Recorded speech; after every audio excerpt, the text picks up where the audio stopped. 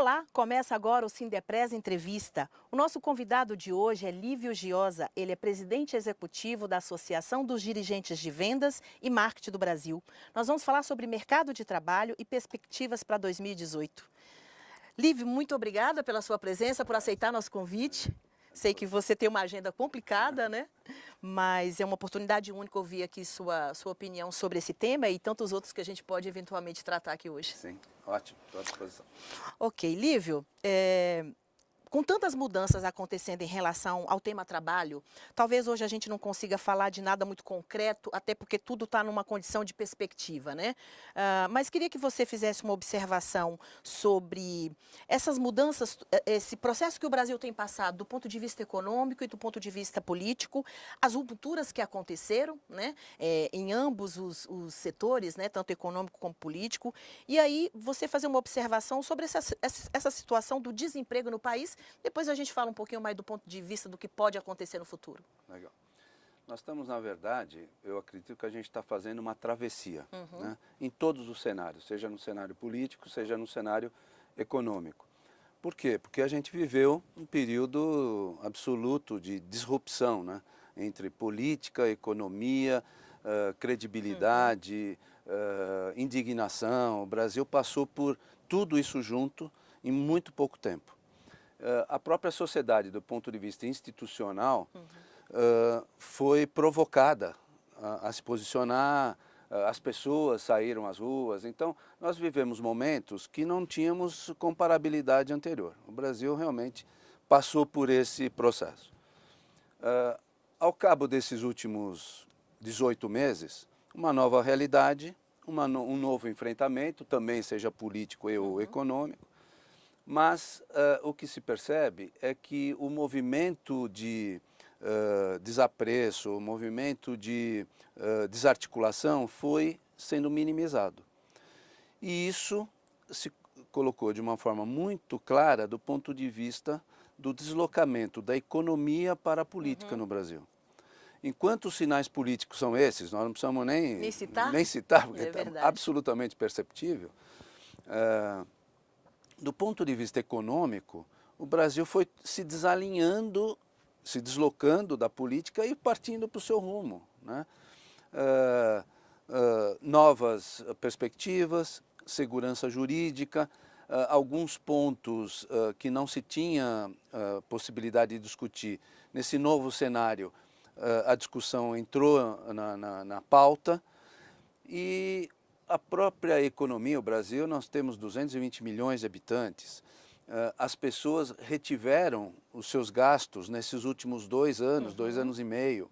O desemprego aumentou de forma exponencial e por isso as pessoas ficaram com insegurança. O que fazer amanhã? Não vou consumir, sem consumo a roda da economia não gira, tá certo? Então este ciclo foi começando a se desanuviar. Então, o que a gente notou em 2017? Uma perspectiva muito mais positiva de um alento para a economia. E os sinais estão claros. Queda dos juros, queda absoluta da inflação, a balança comercial. A balança comercial é um dado interessante. Uma grande referência. Porque se o mercado interno não conseguia mais absorver a produção, as empresas brasileiras tiveram que buscar outros mercados. E não é fácil você colocar o seu produto ou serviço nessa grande cena de competitividade internacional. Mas as empresas foram atrás desta possibilidade, começaram a ocupar um espaço e a balança comercial no Brasil hoje é absolutamente superavitária, como nunca na história do país, né? Então, se você soma todos esses sinais, demonstram um alento. Mais do que um alento, as pessoas começam a ver mais perspectivas. Então eu vejo um cenário de reconstrução. Sim.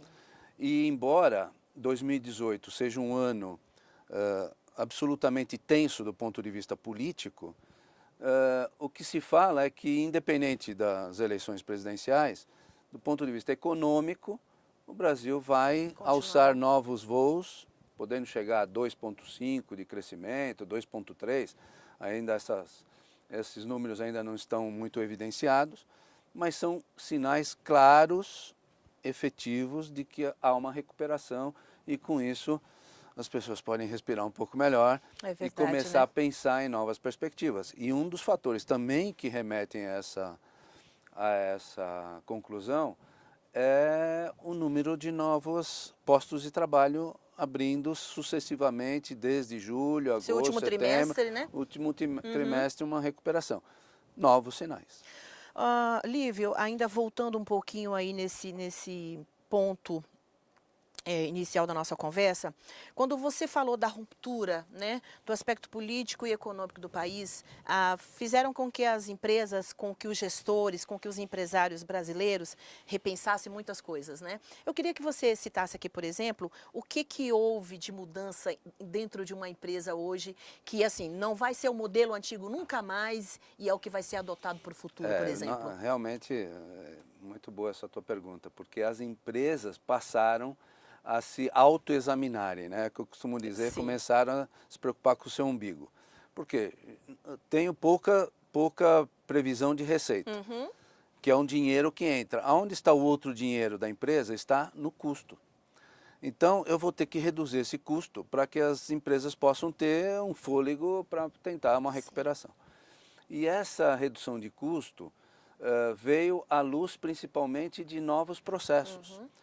Estudos de novas tendências procedimentais, emprego de inovação tecnológica, isso tudo levou a empresa a melhorar o seu contexto interno. E a hora que ela melhora e percebe que aquilo que ela fazia não tinha muito mais a ver, pronto, isso saiu de cena. Então, o que nós vamos ter? Uma empresa que vem num processo de recuperação muito mais enxuta, Uhum. muito mais Tecnológica, inclusive, né? tecnologicamente, inclusive, muito mais ciente dos seus sistemas de custeio interno. Houve uma recuperação desses controles, uma melhoria de gestão, o compliance entrou Uhum. significativamente na visão das organizações, a governança, a visão corporativa mais clara e enxuta das suas intervenções. Então eu sinto que as empresas começam a sair de um momento ruim, mas muito mais Madura? preparadas para enfrentar com mais competitividade e mais competências o mercado, seja interno, seja externo.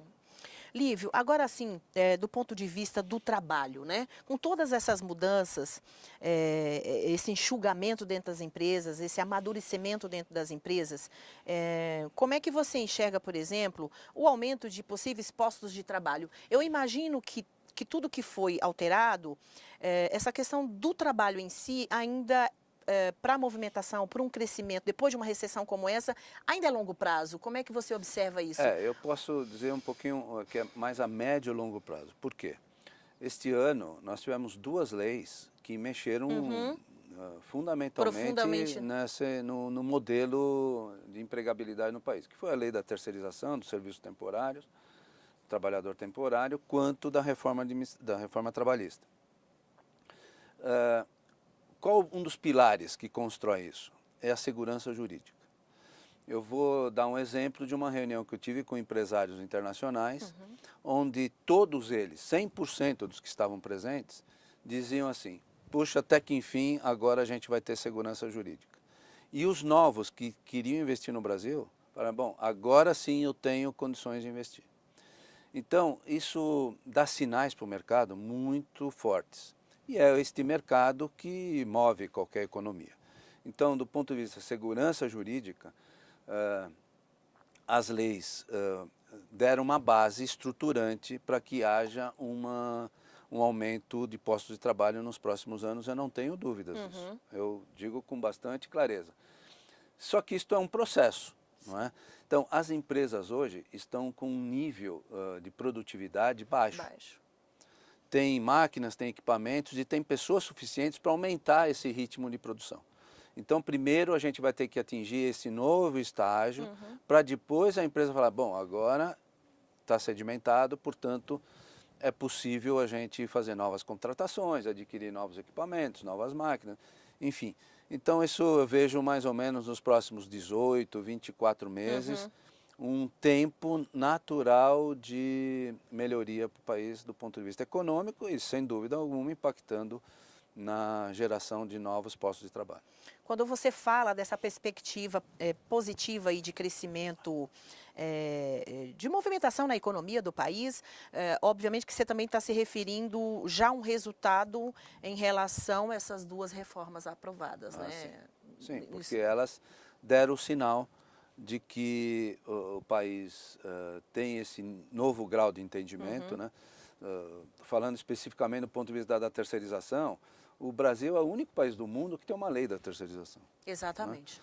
Né? E por quê? Porque a nossa plataforma jurídica é extremamente mais abstrata no sentido das decisões dos juízes em termos dos processos trabalhistas, então não havia uma unicidade e com isso provocava um ambiente crítico junto ao trabalhador e junto aos empregadores. E confuso, né? E confuso. De entender, né, O juiz adotava um critério de critério numa cidade, em outra cidade outro totalmente diferente, e você não tinha unicidade. Então, as novas leis deram essa segurança jurídica, o que novamente sedimenta e potencializa a recuperação do país. Nós vamos para o intervalo e voltamos já já.